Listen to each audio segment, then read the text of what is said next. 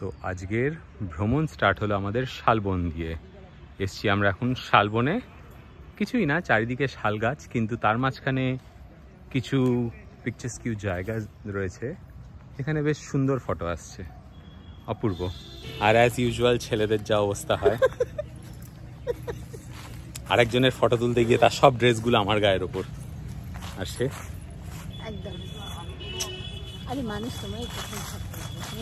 কি অবস্থা। এই বাড়ির মাঝখান দিয়ে যে গাছটা উঠেছে, তাল গাছ, এই সেই ফেমাস তাল গাছ, যেটা দেখেই কবিগুরু রবীন্দ্রনাথ ঠাকুর লিখেছিলেন, এক পায়ে দাঁড়িয়ে সব গাছ ছাড়িয়ে। সেই ফেমাস তাল গাছ এইটা একদম বাড়ির মাঝখান দিয়ে উঠেছে। এইটা হলো উপাসনা গৃহ, যেখানে এখনো প্রার্থনা করা হয়। এটা কাঁচঘর নামেও প্রচলিত। শান্তিনিকেতনে ঘুরতে ঘুরতে আমরা মিউজিয়ামটা দেখলাম। তো মিউজিয়ামে photography videography was not allowed, তো সেখানে কিছু আমরা তাই ব্লগ করতে পারিনি।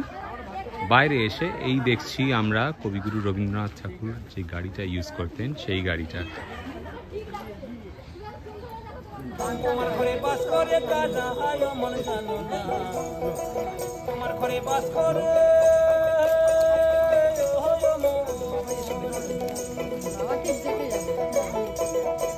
এখন ভবঘুরের মতো ঘুরতে ঘুরতে এসে পড়েছি শিল্পগ্রামে, শান্তিনিকেতনের একটি বিশেষ আকর্ষণ।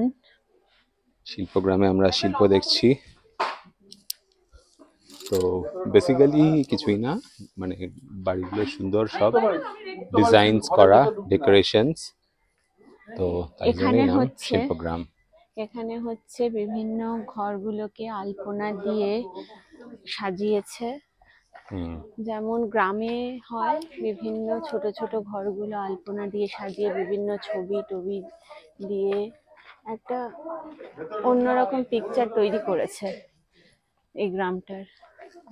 এইটা দেখে আমার মনে পড়ে গেল সেই বর্ধমানের গ্রামটির কথা, যার নাম আলপনা গ্রাম। তো এটাও কাইন্ড অফ সেরকমই লাগলো।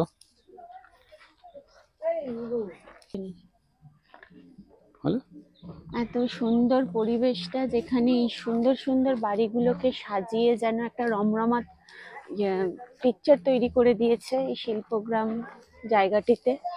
শান্তিনিকেতনের একটা বিশেষ আকর্ষণ হচ্ছে এই জায়গাটি, যেটা আগেও বললাম।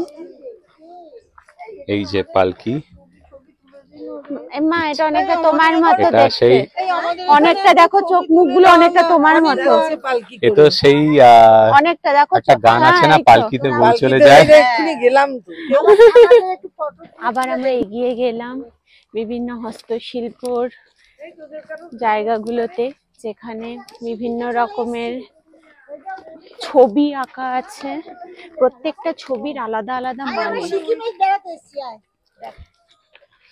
তো আমরা সবাই মিলে ঘুরতে ঘুরতে এই যে মজাটাও খুবই হচ্ছে। আসলে এইগুলো, এই যে ছবিগুলো, এই ছবিগুলো হচ্ছে বিভিন্ন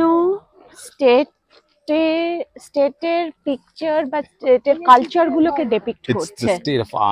হ্যাঁ, এটা যেমন বিহার, তেমন এটাও বিহার, কারেক্ট। এটা যেমন আসাম, পরেরটা যেমন আসাম। এই ছবিগুলোকে দেখে মনে হচ্ছে বিভিন্ন স্টেটের যে সংস্কৃতিগুলো, সেগুলোকেই তুলে ধরেছে এই ছবির মাধ্যমে। তো আমরা যে গ্রুপের সাথে এসেছি, মানে আমি, আমার বউ, আমার শাশুড়ি মা আর ওনার সব ছোট্টবেলার বন্ধুরা, সবাই মিলে চুটিয়ে মজা করছে। ঠিক ছোটবেলার বন্ধুরা স্কুলে যেরকম খুনছুটি করে, একটু দুষ্টুমি করে, একটু হাসি ঠাট্টা করে, তো সেটারই এখনো বজায় চলছে, আর আমরা তার মাঝখানে আনন্দ করছি। ওই দেখো নিকোবর, নিকোবর, এই যে দেখছেন এটা।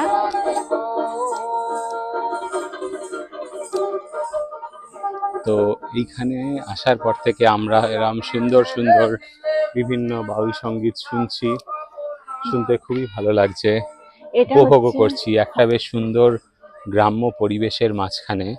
এরম সুন্দর বাউল গান, এবং এই পরিবেশে সব থেকে যেটা ভালো লাগছে সেটা হচ্ছে kind of pollution free oxygen. আমার মা যেটা, শাশুড়ি মা যেটা বলছিলেন, ইটস অক্সিজেন। তো মাঝে মধ্যে এরকম আসা ভালো। গাছের মাঝখানে এত সুন্দর একটি জায়গা এবং পরিবেশ, সেটিকে তুলে ধরেছে এই হস্তশিল্প গ্রাম।